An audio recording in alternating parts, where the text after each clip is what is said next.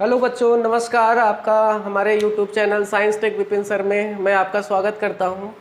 दोस्तों, आज हम क्लास टेंथ केमिस्ट्री का सेकंड चैप्टर जो कि है बेकिंग सोडा, खाने वाला सोडा कैसे बनाएंगे, इसके अंदर भौतिक गुण क्या होता है, रासायनिक गुण क्या होता है, इसका उपयोग कहाँ कहाँ पर किया जाता है, इन सब के बारे में हम फुल कॉन्सेप्ट के साथ आपको बताने वाले हैं। और साथ में रासायनिक अभिक्रियाएं, जो स्टूडेंट की आज मेन की समस्या है कि वो रासायनिक अभिक्रियाओं को किस प्रकार से करते हैं, उनको समझ में नहीं आता, केवल रट लेते हैं। तो यहाँ पर हम रासायनिक अभिक्रियाओं को भी कराना सिखाएंगे साथ में ही। तो इसलिए बने रहिए हमारे साथ। हम स्टार्ट करते हैं आज की वीडियो, जो कि हमारा बेकिंग या खाने वाला सोडा। इसके पहले हमने कास्टिक सोडा और ब्लीचिंग पाउडर से संबंधित लेक्चर हमारे प्लेलिस्ट में मौजूद है, उसको भी वहाँ पर आप विजिट कर सकते हैं, देख सकते हैं। तो हम स्टार्ट करते हैं आज का क्लास, जो है हमारा बेकिंग या खाने वाला सोडा। पहले तो बेकिंग सोडा का रासायनिक सूत्र क्या होता है, रासायनिक सूत्र क्या होता है, जो कि याद रहना चाहिए सूत्र, वो होता है बेकिंग सोडा का NaHCO3। NaHCO3 इसका रासायनिक नाम क्या होता है? रासायनिक नाम होता है, इसका रासायनिक नाम होता है सोडियम बाइकार्बोनेट। इसका रासायनिक नाम होता है सोडियम बाइकार्बोनेट। इसका रासायनिक नाम होता है सोडियम बाइकार्बोनेट। फिर सोडियम HCO3 को अगर आप पढ़े होंगे तो HCO3 को हम सोडियम बाइकार्बोनेट कहते हैं। यहाँ पर इसके आगे सोडियम लगा है तो सोडियम बाइकार्बोनेट। HCO3 एक मूलक होता है। HCO3 एक मूलक है जिसकी संयोजकता एक होती है, सोडियम की संयोजकता भी एक होती है। यहाँ पर अगर इस प्रकार से हम देखें तो हमारे पास मिल जाता है Na एक रहेगा, HCO3 भी एक रहेगा, तो हमको मिल जाता है NaHCO3। इसको हम बाइकार्बोनेट पढ़ते हैं, इसको हम सोडियम पढ़ते हैं, तो पूरा नाम इसका हो जाता है सोडियम बाइकार्बोनेट। इसके बाद आती है बनाने की विधि। हम कैसे इसको बनाएंगे, बनाने की विधि।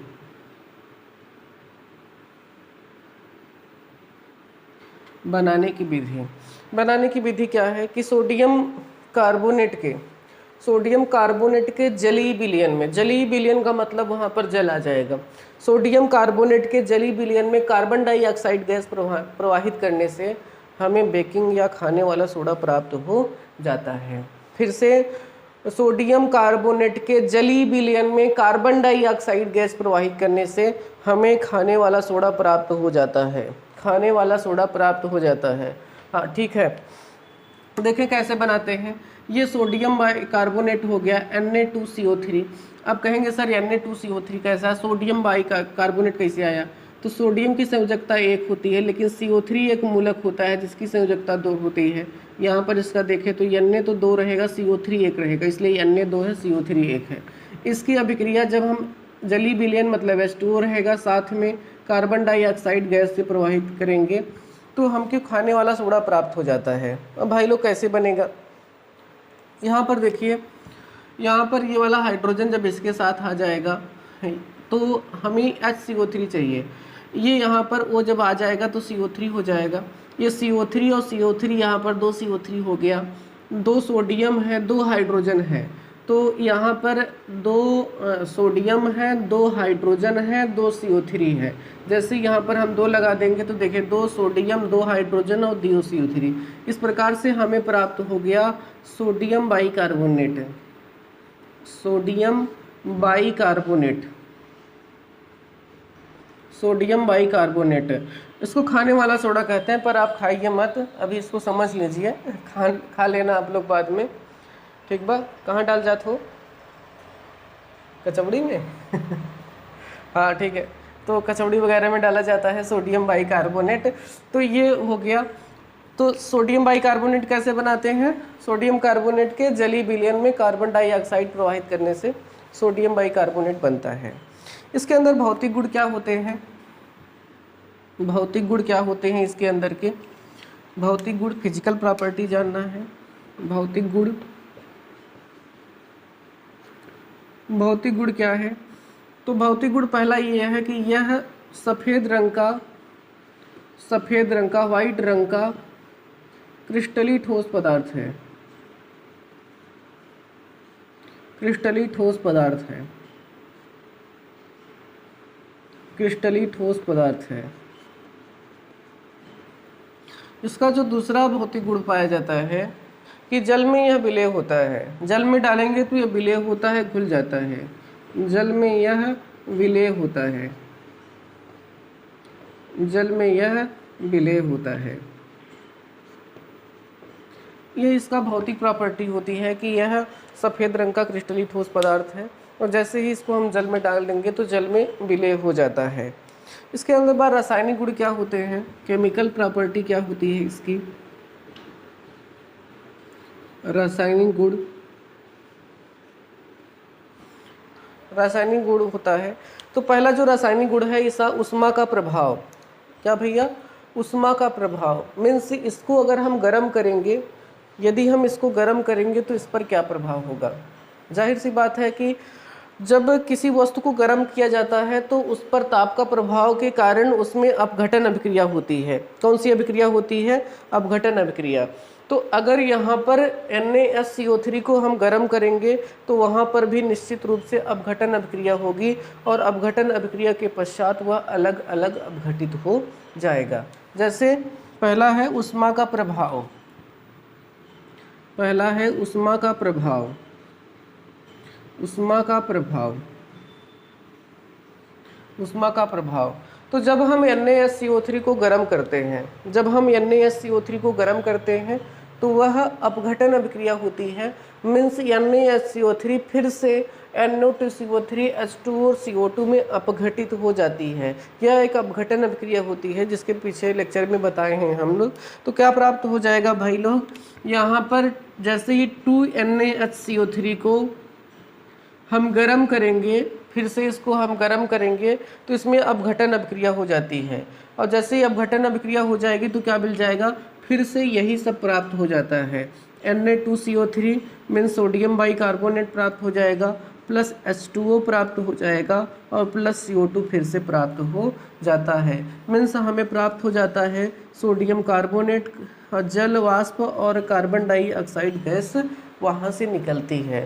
तो ये हमारा पहला रासायनिक गुण हो गया। दूसरा हमारा रासायनिक गुण होता है, दूसरा हमारा जो रासायनिक गुण यहाँ पर है कि हम इसकी अभिक्रिया किसी अम्ल से करा दें। इसकी अभिक्रिया हम किसी अम्ल से करा दें। तो दूसरा हम यहाँ पर लिख सकते हैं अम्लों से क्रिया। अम्लों से क्रिया, अम्ल से क्रिया कराएंगे तो क्या होगा? मान लेते हैं NaHCO3 की अभिक्रिया हम NaHCO3 की अभिक्रिया हम करा देते हैं H2SO4 से। H2SO4 क्या है? एक प्रकार का प्रबल अम्ल है। इससे हम अभिक्रिया कराएंगे तो देखो भाई क्या बनने वाला है। यहाँ पर इसका जब अपघटन होता है तो बनता है CO3 यहाँ पर अलग हो जाएगा या HCO3 माइनस में टूटता है। लेकिन चूंकि हम अम्ल से अभिक्रिया करा रहे हैं, अम्ल बहुत रिएक्टिव होता है, इसके कारण ये सोडियम से तुरंत अभिक्रिया कर लेता है। सोडियम क्रियाशील होता है, तुरंत SO4 के साथ अभिक्रिया करेगा तो हमें जो प्राप्त हो जाता है वह NaSO4। यहाँ पर देखिए समझने वाली बात है कि NaSO4 बनेगा कि नहीं या Na2SO4 बनेगा। Na की संयोजकता 1 होती है, SO4 की संयोजकता 2 होती है। यहाँ पर इसको हम ऐसे कर देंगे, मीन्स Na 2 रहेगा, SO4 1 रहेगा। इसका मतलब हमने जो यहाँ पर लिखा है गैर लिखा है, यहाँ पर हमको रहना चाहिए Na2SO4। अगर Na2SO4 रहना चाहिए तो इधर हमको 2 सोडियम चाहिए।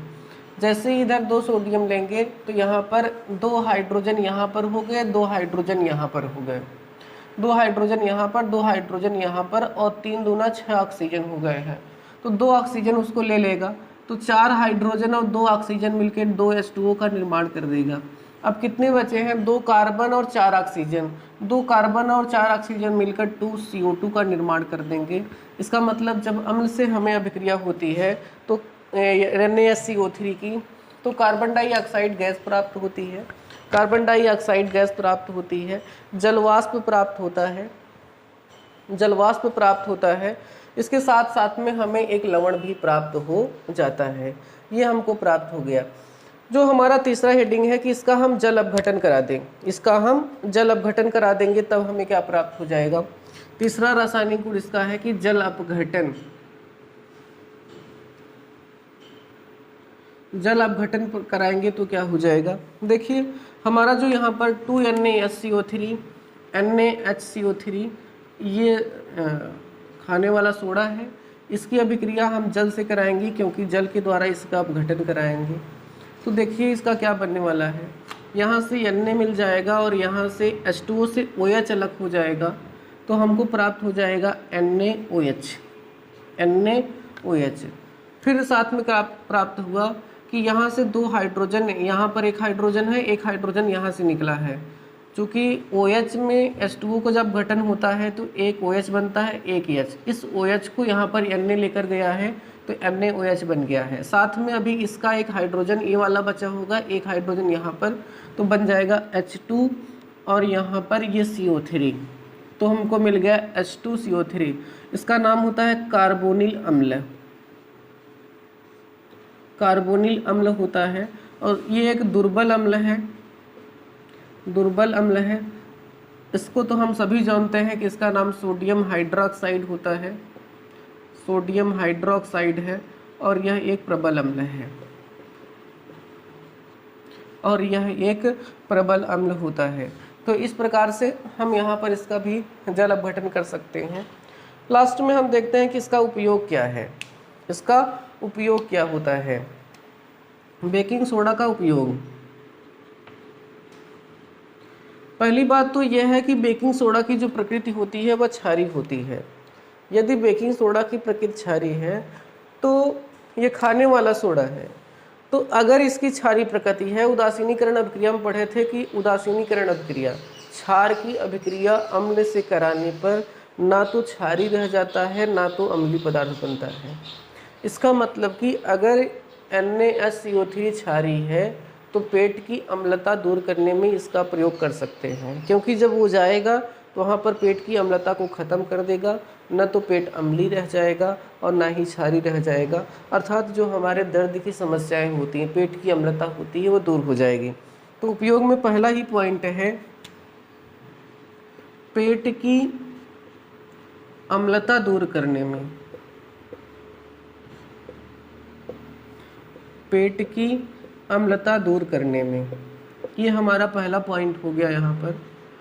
इसका जो दूसरा उपयोग होता है, हम जानते हैं कि वस्तुएं ऑक्सीजन की उपस्थिति में जलती हैं और अगर उस स्थान पर कार्बन डाइऑक्साइड गैस उपस्थिति होती है तो बुझ जाती हैं, जलना बंद कर देती हैं।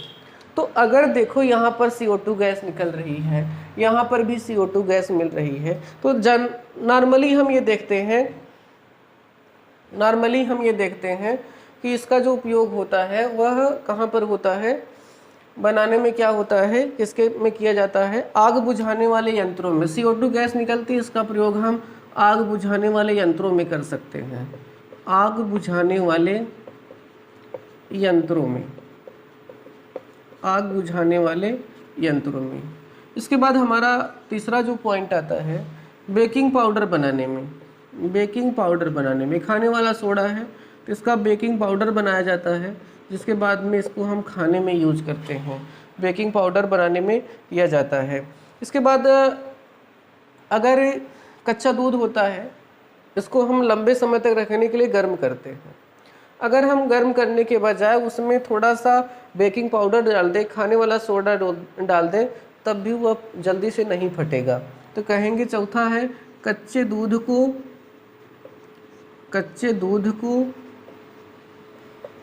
को फटने से बचाने के लिए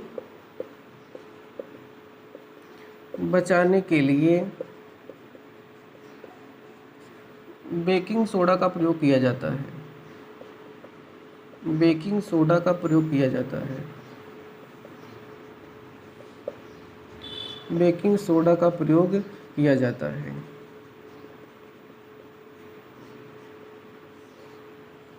तो भाई लोग यह थी आज का क्लास बच्चों, जिसमें हमने बेकिंग सोडा के बारे में उसका नाम, बनाने की विधि, भौतिक गुण, रासायनिक गुण, उसका उपयोग क्या होता है, इसके बारे में हमने पढ़ लिया पूरी तरीके से।